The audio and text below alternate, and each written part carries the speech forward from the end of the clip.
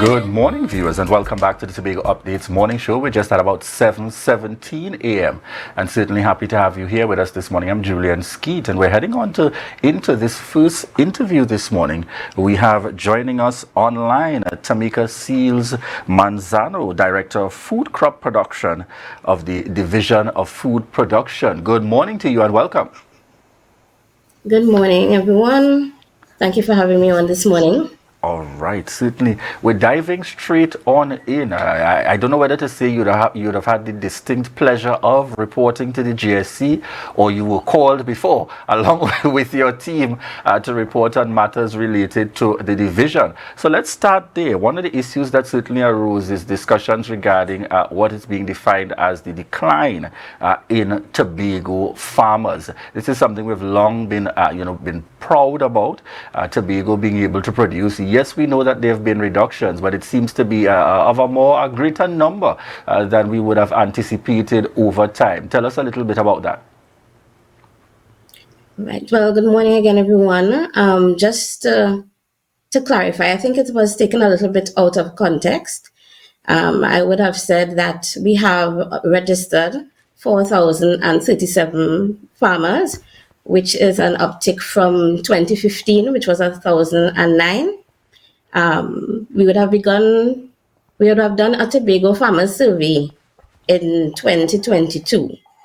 And that survey took a sample size of the farmers. It means that it did not go to 4,037 farmers, but it took a sample size. And out of that sample size, we got 343 active farmers, right? That does not necessarily mean that there's a decline, but it does indicate what we would have recognized before.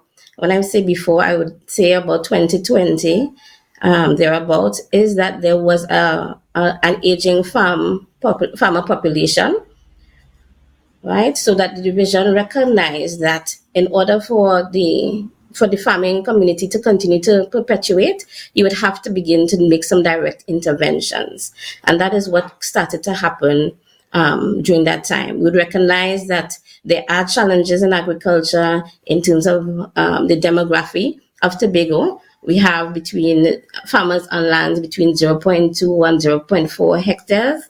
That means we have small scale farmers as opposed to Trinidad with larger land size. Yes? So those smaller farmers now need to capitalize on the holdings that they have, the size that they have. So therefore, what the division has started to do, coming out of the survey and coming out of assessment, is two things. One, we recognize that we have to rationalize the listing to identify really how many farmers we have in active production, meaning moving from subsistence to commercial. We also want to look at the fact that farmers do need to treat farming as a business. How many farmers are out there treating it as a business? That's the only way we're going to get to food, to be food secure, and to have more persons fully engaged in farming.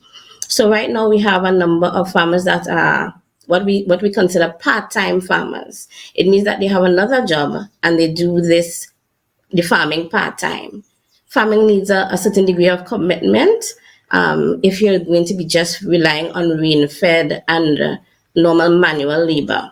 But what we want to do is move from that to the use of more modern technologies and practices in farming. So that's what the division has been doing coming out of that. You would have seen recently that we'd have purchased more tractors to be able to service the farmers. We are gearing more training sessions towards those things that are challenges, for example, water. So the farmers need to know more about irrigation. We have to come out of just being reliant on rain-fed agriculture, because that is going to reflect on the production. The production would always be low if that is the only way we're going to go. So the division has the impetus now to facilitate the farmers and cause them to be more productive, because we're looking at food and nutrition security. Yes? All right. Tamika, thank you for joining us. I was going to ask, you said that you did just a portion of the 4,000, you did that assessment on to get that amount. Are you going to continue Yes. to assess to see how many actual active farmers, and what is the timeline for that? Additionally, you mentioned some of the support that you are going to give to the farmers who are currently active, and also what sort of support you're going to give to those who are not active to get them on board as well, and to ensure that they continue actively in farming to produce food and food safety for us here in Tobago. Right. So the assessment of the farmers is ongoing. We have extension officers both in the Department of Agriculture and in the RADIS, that's the Research and Development Information arm of the division. And so they are responsible for going out and visiting the farmers, assessing the farmers, seeing who's active and who isn't, who has unfortunately passed away, and in that way we update the list. So that is the process we are currently in, updating the list, identifying who are active, who are full time, which farmers are engaged in agro processing. All of that is part of the process, and that would go on over the next couple of months. We expect that that would be completed. The extension officers are actively engaged in doing that assessment of the listing. You asked another question, just remind me. In terms of supporting the farmers who are active now and getting the ones who are not active on board and providing that measure of support to them as well. So at least encouraging them to Right. come back to being active. Right. So one of the things we would have done is, as I would have alluded to, we'd have started training. Just last week, through the TARI, the arms of the division, a committee in the division, together with farmers associations and MIATAD, they would have held a climate resilient seminar, and this is all in recognition of the fact that farmers are experiencing climate challenges. For example, drought.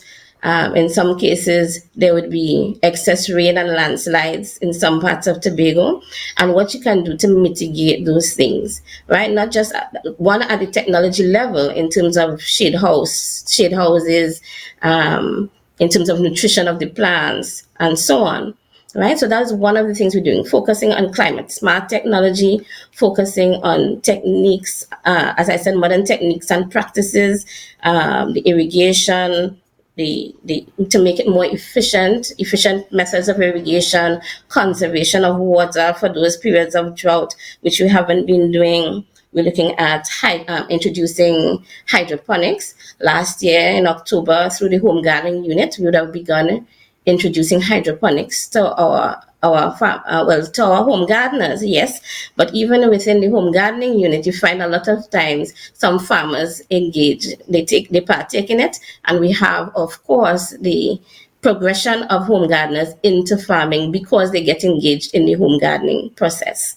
So there are a number of initiatives, housing for livestock even, to know the correct good housing management, the correct structures that you need to put in place to alleviate heat for the animals, especially if you're doing things like poultry.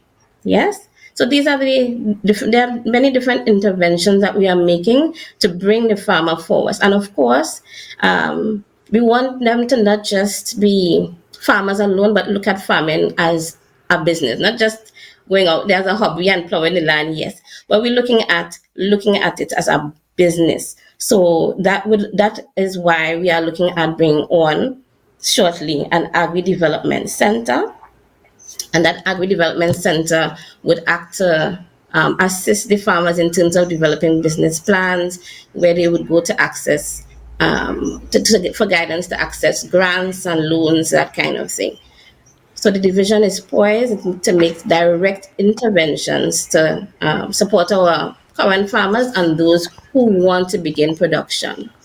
Tamika, I know that your secretary, Natisha Charles-Pantin, has spoken about really engaging with her team and ensuring a strategic direction, and that kind of pathway since she has entered office. Tell us a little bit about what you would speak to from the standpoint of progress based on that kind of strategic approach, even as early as this year, in terms of the annual and quarterly meetups to really kind of chart the way for the potential progress that we're looking for in the division of food production. Dare I say, which has also put the division of food production very much in the forefront and in the public space by virtue of some of these efforts. Tell us, what has it been saying for us in terms of, for example, getting more persons, younger persons even, to be attracted to getting into farming and so on over the last few years?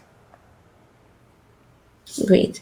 So, as you know, our secretary is very driven, and of course, she motivates us. She demands production. Yes. So what we have been doing at division is supporting her in terms of making sure the plans and actions and the strategies that, or the policies rather, that are put in place are upheld. So one of the things that we look at is in terms of increasing availability of planting material to young farmers coming in.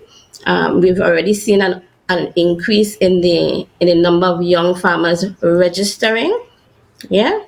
So that already takes care in part of the aging farming population, because we are drawing more young people into it. We're doing a lot of outreach in schools through the 4-H program, through the home gardening program. We attend a lot of career fairs, health days. We are engaged across the community with churches and different associations, youth hostels, that kind of thing. So we have the plant tissue culture lab that is responsible for rapid multiplication of select planting material. We have Kendall Farm School engaged in training. It's just a matter of persons actually becoming involved and participating. It's really a simple process. We're there at the division. Anybody can come in and ask for information. You can make a request to see an extension officer, an officer's visit, or a home gardening visit, depending on what level you're at, so that we can come and give you good advice, how to begin, how to start, what kind of materials you need, right? How many plants you need to put in for a certain household. If you're going into production on a certain land and you have problems with soil, the type of soil you have, what kind of amendments you need to make, perhaps what kind of irrigation system you should put in, if you have to do any mitigation in terms of conservation practices. So the support is there for our young persons. The support is there for all our farmers, actually, and anybody who wants to engage in agriculture.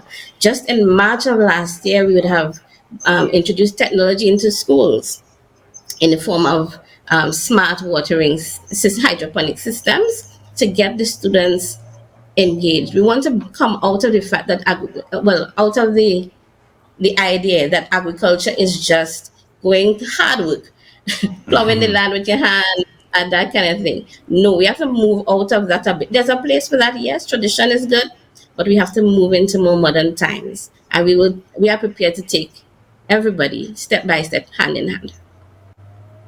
All right. Thank you so much, Tamika, for shedding some light there and for bringing a clarity in terms of the population of farmers here in Tobago. Also sharing some light on the incentives and the support and the initiatives coming out of the Division of Agriculture for our farmers in Tobago to increase farming and food security here in Tobago. Ladies and gentlemen, we've been speaking with Tamika Seales-Mansano, Director of Food Crop Security there in the Division of Agriculture. Thank you so much.